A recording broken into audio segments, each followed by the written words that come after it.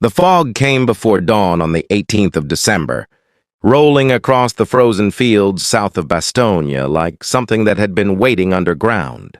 It moved without wind, thick and gray, swallowing the tree line first, then the crossroads, then the shallow earthworks where Obergefreiter Werner Vogel stood watch, in a trench that smelled of pine sap and urine. He had been awake for 19 hours. The cold had moved past his boots and into his bones sometime around midnight. Now it lived there, permanent, a second skeleton wrapped around the first. His hands were blue inside their wool gloves. The rifle across his lap carried a thin skin of frost along the barrel. Behind him, in a dugout roofed with logs and frozen earth, 3 other men slept in shifts that never quite worked. Someone coughed. Someone else muttered something about his mother. The sounds came muffled through burlap hung across the entrance. To keep the lamplight from showing, Vogel stamped his feet without noise. The motion brought no warmth. It only reminded him that his toes existed, that they still hurt, that the war had not yet taken them. He had lost 2 friends to frostbite in the past week. They had walked to the rear on feet turned black as charcoal, and no one expected to see them again. The listening post sat at the edge of nothing in particular. A crossroads, a frozen stream, 3 farmhouses abandoned since September, their windows dark, and doorways open like mouths. The position had no name. It appeared on no published maps. 6 men occupied a stretch of forest and field that might matter or might not, depending on what the Americans chose to do. And the Americans had been quiet for days. Too quiet, the Feldwebel had said before disappearing up the road to battalion. Watch everything, report anything. Vogel watched fog. He reported cold. The first hour of daylight brought no light. The sun existed somewhere behind the low clouds, a pale suggestion, a rumor of warmth that never arrived. The fog thickened. Visibility dropped to 20 meters, then 15. Vogel could no longer see the crossroads. He could barely see the forward edge of his own trench. He checked his watch. The hand said 7:30, but time felt wrong in the fog. Everything felt wrong. The silence pressed against his eardrums like a physical weight. No birds, no wind, no distant artillery. Just the fog and the cold and the sound of his own breathing, harsh and wet inside his throat. Behind him, someone emerged from the dugout. Gefreiter Ackermann, thin as wire, his face gray and sunken beneath a helmet too large for his skull. He carried a tin cup of ersatz coffee that steamed in the frozen air. "Anything?" Ackermann whispered. Vogel shook his head. Ackermann stood beside him for a moment, sipping the coffee. It smelled like burned grain and dirt. He offered the cup. Vogel took it. The heat against his palms felt obscene, too good, something his body remembered from a previous life. He drank. The liquid tasted like ashes but went down hot, and he felt it all the way to his stomach. "Schreiber thinks they pulled back," Ackermann said quietly. "The Americans. He thinks they went north." Vogel said nothing. He had stopped making predictions about what the Americans might do. They had more of everything. Tanks, ammunition, food, cigarettes, time. They could go wherever they wanted. The Wehrmacht could only wait and watch them do it. He handed back the cup. Ackermann disappeared into the dugout. The fog swallowed the sound of his footsteps before he reached the entrance. Vogel returned to watching nothing. At 8 o'clock, or what his watch claimed was 8 o'clock, he heard the first sound. It came from the west, somewhere beyond the tree line. A low mechanical groan, metal against metal, barely audible beneath the fog. It lasted 3 seconds, then silence again. Vogel lifted his head. He held his breath. He listened with every part of himself. Nothing.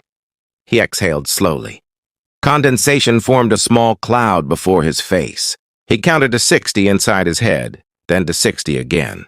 The sound did not return. Perhaps a tree branch breaking under the weight of ice. Perhaps a farmer's cart on a distant road. Perhaps his mind conjuring threats from empty air, because empty air had become intolerable. He settled back against the frozen earth and tried to remember what his sister looked like. The memory would not come. He could recall her voice, the way she laughed at their father's jokes. But her face had become a blur. The war took those things slowly, like frostbite, one small piece at a time until nothing remained. The second sound came at 8:30, louder this time. Closer. The same metallic groan, joined now by something rhythmic, something that rose and fell like breathing. It echoed strangely in the fog, seeming to come from everywhere and nowhere. From the west, then the south, then directly ahead. Vogel stood. His heart kicked hard against his ribs. He strained to see through the fog. The gray wall revealed nothing. He could hear his own pulse in his ears now, competing with the distant sound, making it difficult to locate the source. The noise continued. A deep grinding, almost musical, rising and falling in pitch. Metal tracks, he thought. But tracks on what? And moving how? The sound seemed stationary, as if something very large were idling in place just beyond the fog line. He turned toward the dugout and hissed Ackerman's name. No response. He hissed again, louder. Ackerman appeared in the entrance, his rifle in one hand, the other rubbing sleep from his eyes. "Do you hear it?" Vogel whispered. Ackerman went still. He tilted his head. His expression changed, the sleepiness draining away, replaced by something sharp and animal. "Engines," Ackerman said. "How many?" "I don't know. More than one." They stood together in the trench, listening. The sound grew incrementally louder, a slow crescendo that felt inevitable, like a wave approaching a beach. Vogel thought about waking the others. He thought about the field telephone buried in the dugout, the wire running 3 kilometers back to battalion headquarters, the duty officer who might or might not be awake, who might or might not believe them, who might or might not send help in time for it to matter. "Wake Schreiber," Vogel said. "Tell him to get on the telephone." Ackerman nodded and slipped back inside. Vogel raised his rifle and braced it against the forward lip of the trench. His hands shook. Not from fear, he told himself. From the cold. Just the cold. The engine sounds multiplied. What had been 1 or 2 became 5 or 6 or 10. They overlapped, creating a wall of mechanical noise that vibrated through the frozen ground and up through the soles of his boots. He could feel it in his teeth now. In his chest, a deep bass rumble that seemed to come from beneath the earth itself. Behind him, urgent whispers, the scrape of equipment, the metallic click of bolts being drawn back and released. The other men emerging into the trench, their faces pale and bewildered, their eyes searching the fog for targets that refused to appear. Schreiber crouched beside him, the telephone handset pressed to his ear. He was the oldest among them, 43, a postal clerk from Hamburg, who had lost most of his hearing in the right ear during the summer fighting. He kept shaking his head. "No answer," Schreiber said. "The line is dead or no one is there. Keep trying." "I'm telling you, it's dead." The fog began to move. Not the natural drift of moisture through cold air, but something forced, pushed aside by the displacement of large objects passing through it. Vogel saw shapes forming in the gray. Dark masses, angular silhouettes that appeared and disappeared like hallucinations. "There," someone whispered. "Do you see it?" Vogel saw a shadow the size of a house, low and wide, moving slowly from left to right across his field of vision. Then another shadow behind it. Then a third. "Tanks," Ackerman breathed. The word hung in the air between them. Tanks. American tanks. Here, now. Emerging from fog that should have kept them blind and cautious. Moving with the confidence of men who knew exactly where they were going and what stood in their way. The first shape resolved into something solid. A hull, a turret. The long barrel of a cannon pointed forward like an accusation. It rolled past their position at a distance of perhaps 50 meters, its tracks churning the frozen earth into dark furrows.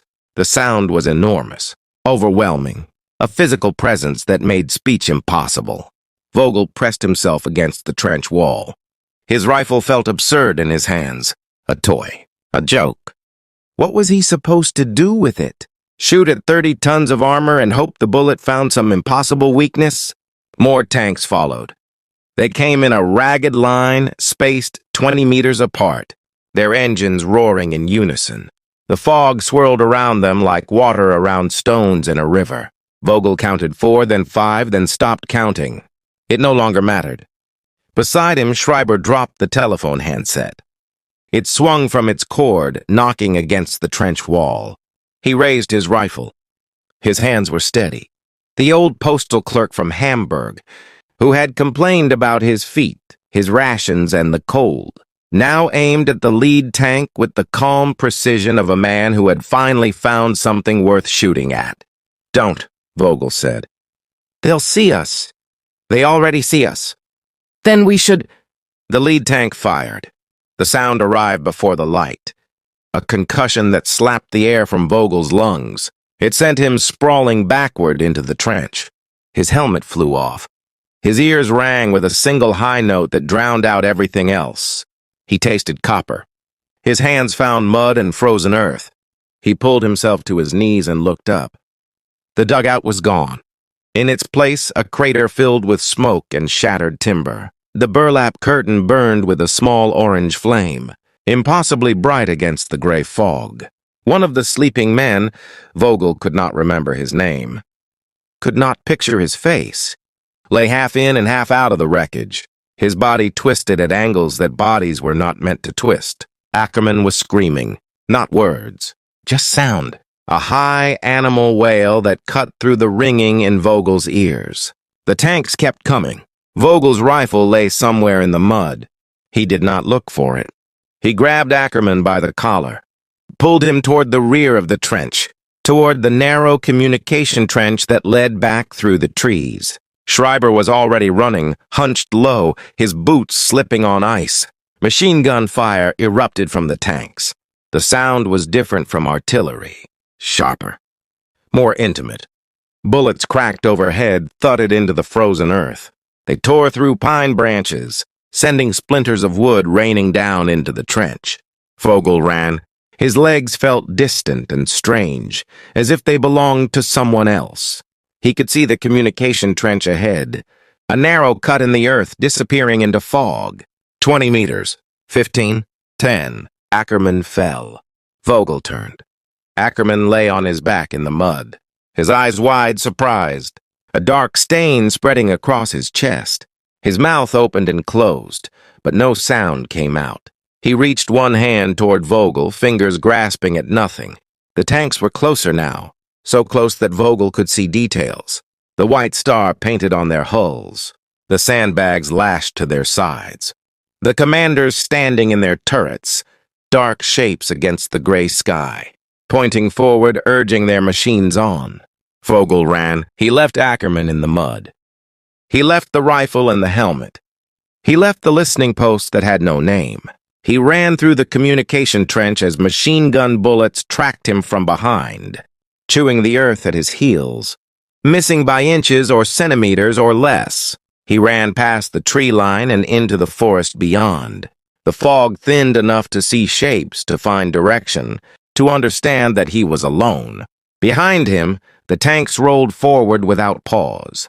They crushed the listening post into the frozen earth and continued on toward Bastogne, toward the crossroads, toward the next defensive line and the next and the next. They moved with the inevitability of weather, of seasons, of time itself. Vogel ran until his lungs burned and his legs gave out. He collapsed against the trunk of a pine tree, whose branches hung heavy with ice. He pressed his back against the bark and listened to the thunder of engines fade into the west. The fog still held. The cold still bit. The war still continued, without him. He sat there until his breathing slowed, until the ringing in his ears subsided enough to hear the forest around him, until he realized he was crying, though he could not remember when the tears had started or why they would not stop. Somewhere to the north, artillery began to speak.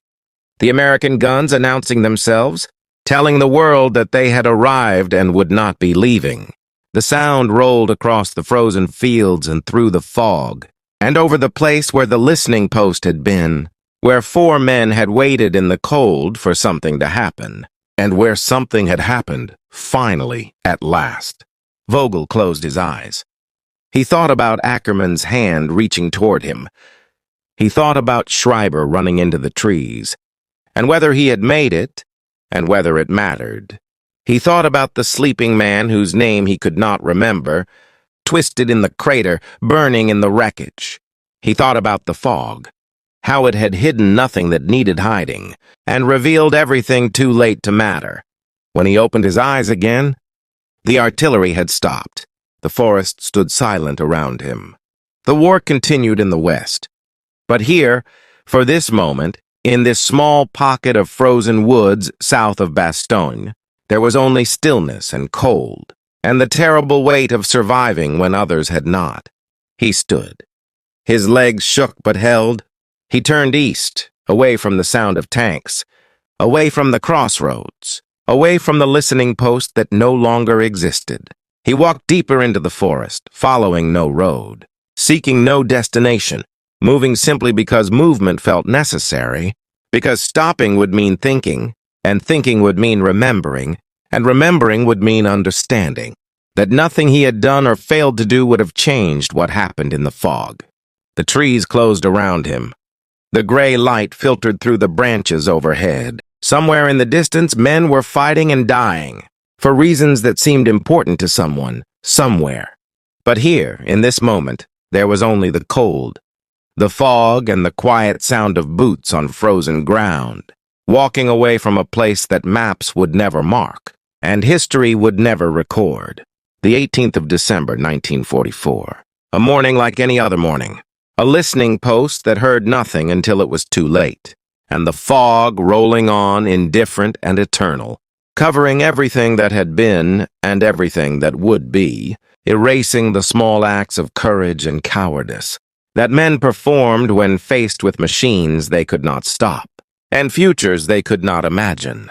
Werner Vogel walked east until the forest ended, and then he kept walking,